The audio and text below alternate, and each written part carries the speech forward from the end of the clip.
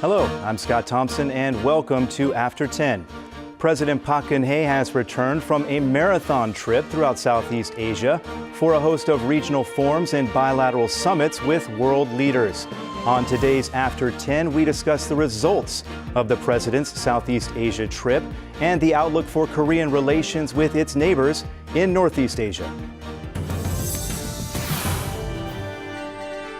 Last week, President Park Geun-hye made a successful trip to Indonesia and Brunei to strengthen cooperative relations between Korea and ASEAN nations. During her visit, President Park held bilateral summits with world leaders and promoted friendly relations with neighboring countries in the Asia-Pacific region. During the Korea-China summit, President Park and Chinese President Xi Jinping exchanged their views on common points of interest, including North Korea's nuclear issue. President Park also established a foundation of economic cooperation between Korea and Indonesia during her state visit there, a country with a large population and a large economy. However, the absence of Korea-Japan summit talks showed that relations between the two countries remain tense. On today's After 10, we discuss the changes taking place in the Northeast Asia region, Korea's relations with its neighbors in Northeast Asia, and the remaining challenges in strengthening cooperative relations between Korea and ASEAN countries. Dr. Bong, thank you very much for being here today. Thank you. Let's begin with the 2013 APEC Summit Declaration. What is your assessment of it? APEC economies, the 21 member countries represent almost 55% of global GDP and 44% of global trade in goods and services. And more importantly for South Korean economy, 72% of South Korea trade is going to the APEC member countries.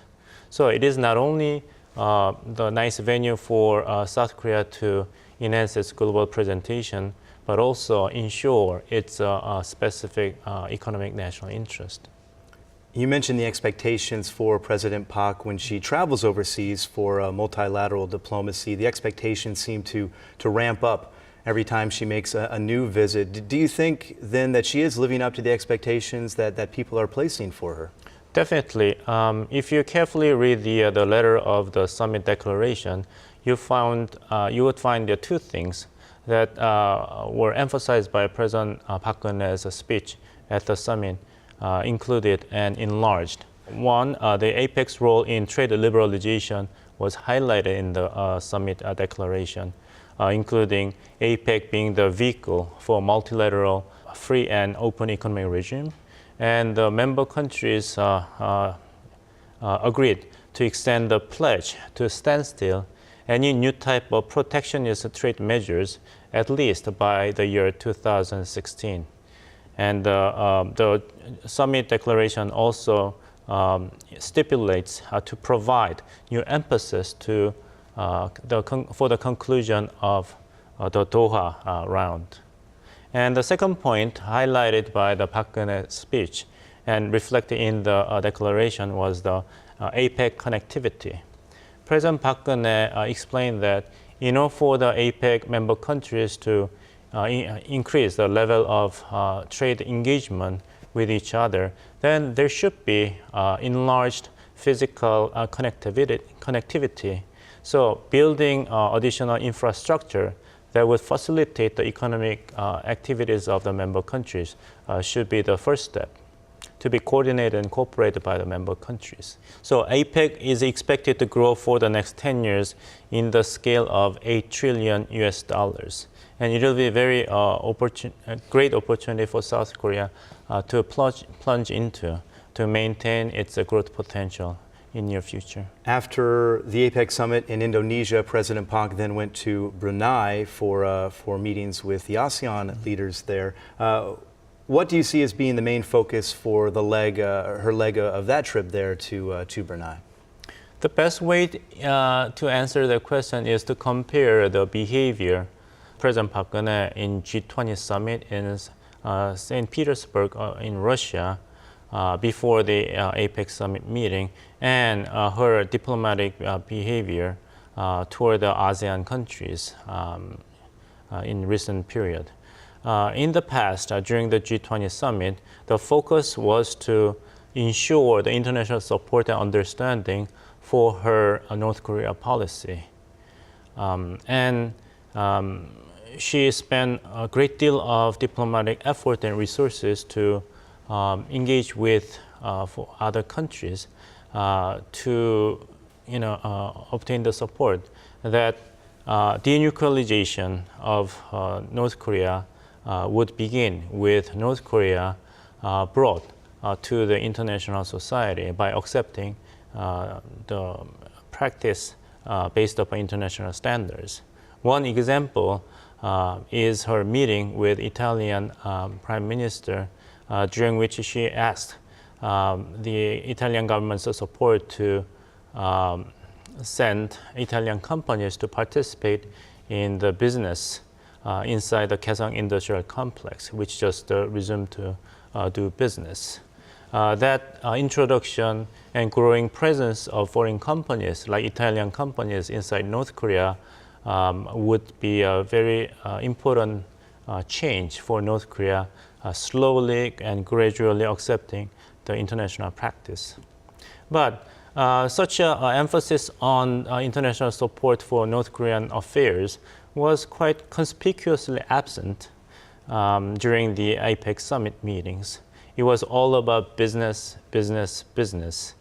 And we all remember that one of the major slogans, election pledges that President Park Geun-hye made at the time as a candidate of the Conservative Party was to revive the national economy, not necessarily in a way to have a higher level of economic growth per se, but economic growth with quality that ensures the revival and prosperity of middle-class members.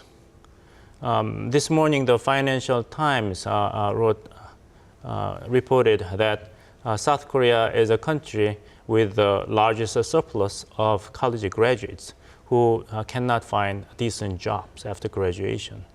So the APEC summit's focus was Park Geun-hye's diplomacy to ensure future business and economic partnership with ASEAN countries, kind of untapped a new frontier for South Korea's economy to achieve economic growth with qualities that will satisfy domestic constituents. As you said, we didn't see a meeting between President Park and Prime Minister Abe on the sidelines of the APEC summit.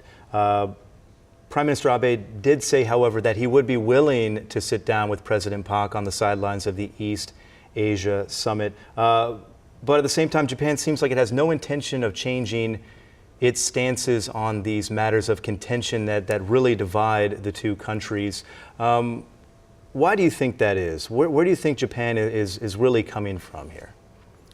South Korea and Japan are situated in a condition that, if I borrow the vocabulary of international relations studies, in the state of mutual abandonment, that neither country desperately needs the other for its pursuit of prosperity and national survival. During the Cold War era, Japan and South Korea were under the great influence of the United States in its competition with the Soviet Union leading the socialist camp. So Japan and South Korea did not have much autonomy or political alternatives to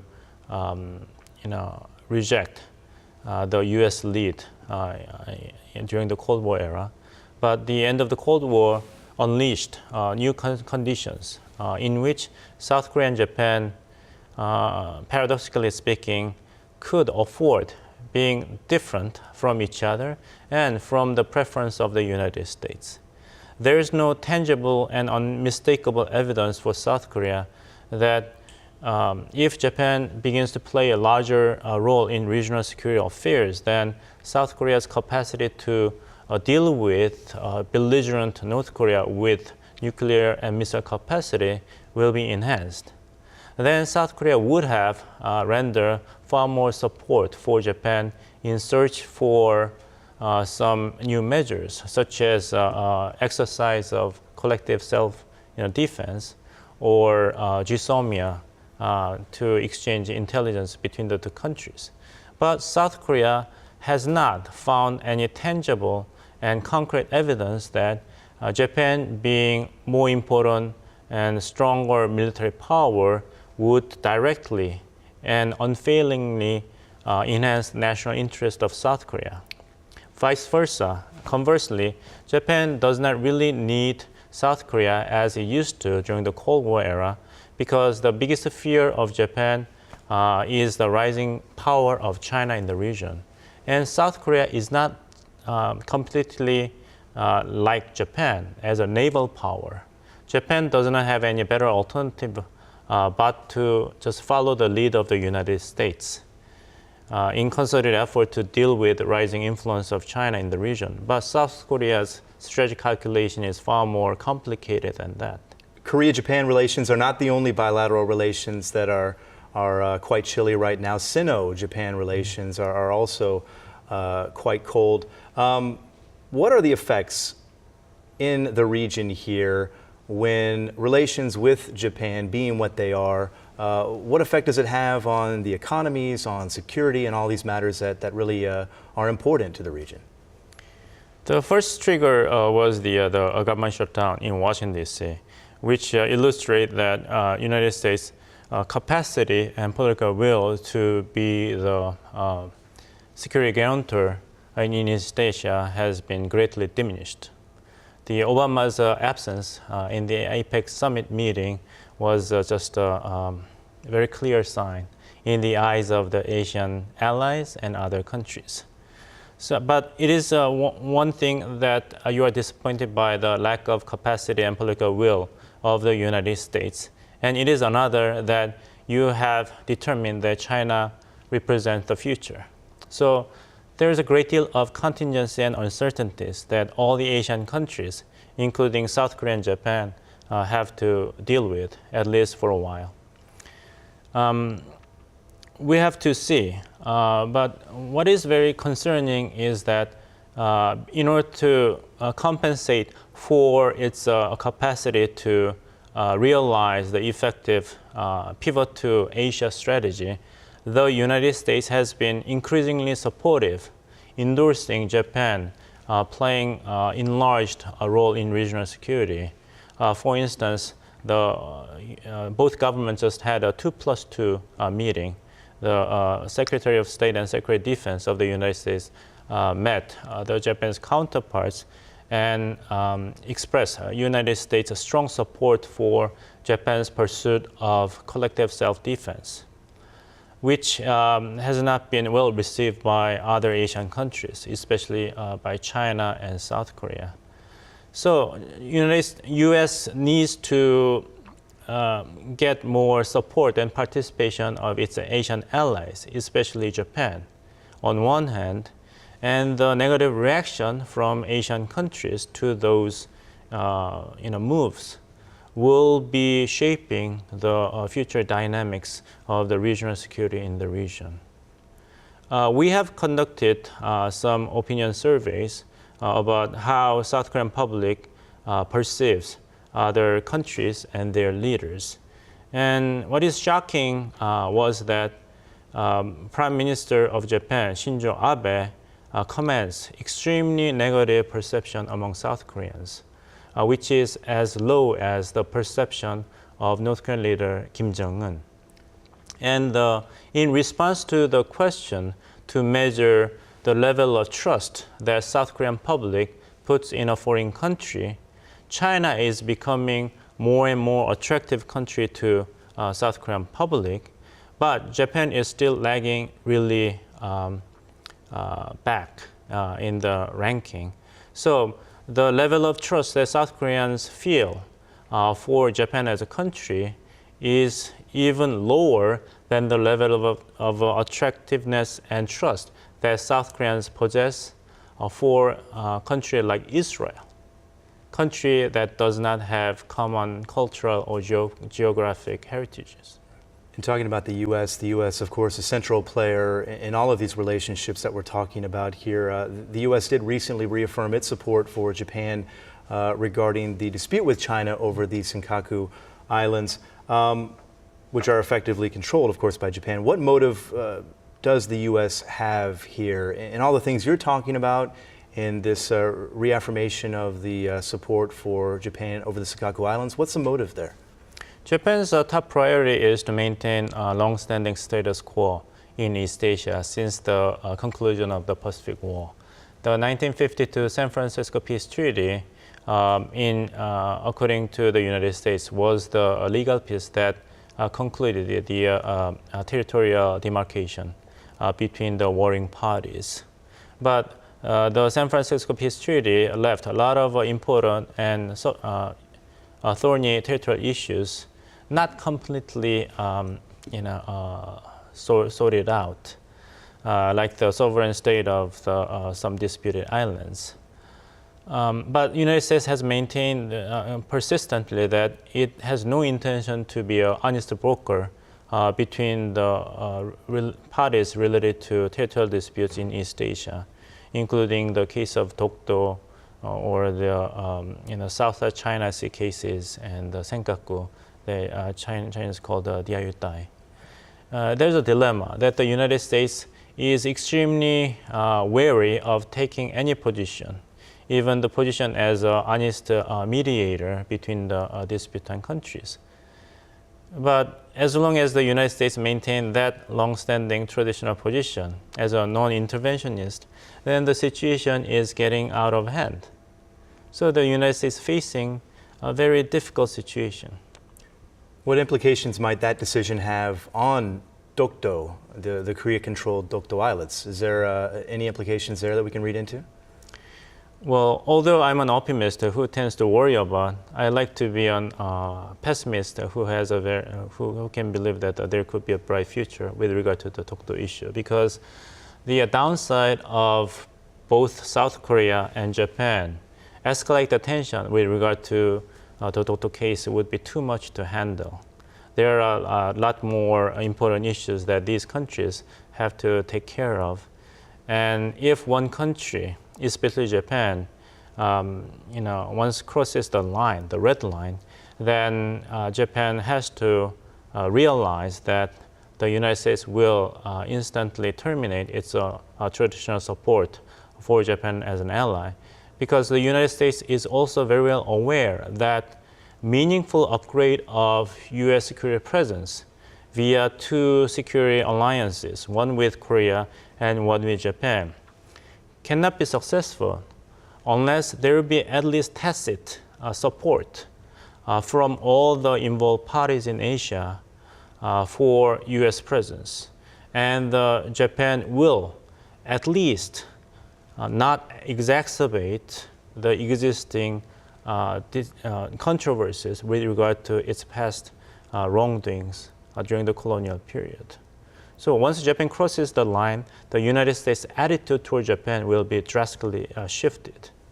And according to some sources in Washington, when Prime Minister Abe made a controversial remark in the Diet that definition of aggression should be determined by historians, then it was the United States that warned Japan for such interpretation, because it implies to the U.S. constituents that if Japan denies that there is a clearly defined aggressor in the Pacific War, then they would leave the United States as an aggressor in the Pacific War. That's a very controversial issue in the context of U.S. domestic politics. So there has been some repeated warnings sent by the Obama administration to the Abe government of Japan that there are certain boundaries that the Japanese government should not cross with regard to its interpretations and advocacy of its past. President Park at the Korea-ASEAN Forum last week proposed holding a security dialogue with the ASEAN leaders next year here in Seoul. If it happens, it would be the first time the ASEAN bloc has entered into a security dialogue with an individual nation. What is the goal there? What is President Park trying to do? It is in the context of the Park Geun-hye government's policy of trust politic toward North Korea and the region. Park Geun-hye government's trust politic has basically three phases. One is domestic, that any foreign policy or North Korea policy should be based upon rock-solid public consensus. Government's North Korea policy should not move ahead of people's consensus. Then it cannot be sustainable. And it has inter-Korean dimension. There should be growing basic trust between the two Koreas by engaging in small but important collaborations, like the resumption of Kaesong Industrial Complex. And third phase of the policy of trust politic is regional, that what South Korea seeks to achieve with North Korea is in line with South Korea's participation in promotion of common goods with regional partners. So security dialogue between South Korea and the ASEAN countries, which is expected to be made at the level of vice minister, will be the first step in that line to keep the pursuit of national interest vis-a-vis North Korea and the South Korea's promotion of common goods in regional affairs in good harmony. And then also looking ahead to the outlook for Korea's relations with its neighbors in Northeast Asia and Southeast Asia. When you look at the landscape, what do you see? The key mission for South Korean government is to how to balance different and potentially exclusive goals to secure its prosperity and survival as a middle power and a country that is divided in pursuit of unification. And thirdly, as articulated in the joint statement in celebration of the 60th anniversary of the Armistice Agreement with the Obama administration during President Park Geun-hye's visit to Washington in May, that South Korea's future is not, cannot be primarily hinged upon narrow pursuit of geostrategic interest, but it should be also coupled with the promotion of universal values. The joint statement defines that the Korean unification to be made based upon three principles: liberal democracy as a political system and free market economy as an economic system. And in addition to those two specific principles, the third principle is denuclearization. So it is a very high, tall order for Park Geun-hye governments to meet for the remaining time of the 5-year tenure. Complicated matters, to be sure. We do appreciate you coming on the show and sharing your insights today. Dr. Bong Young-sik, thank you very much. Thank you. And thank you, as always, for watching. We'll see you next time, After 10.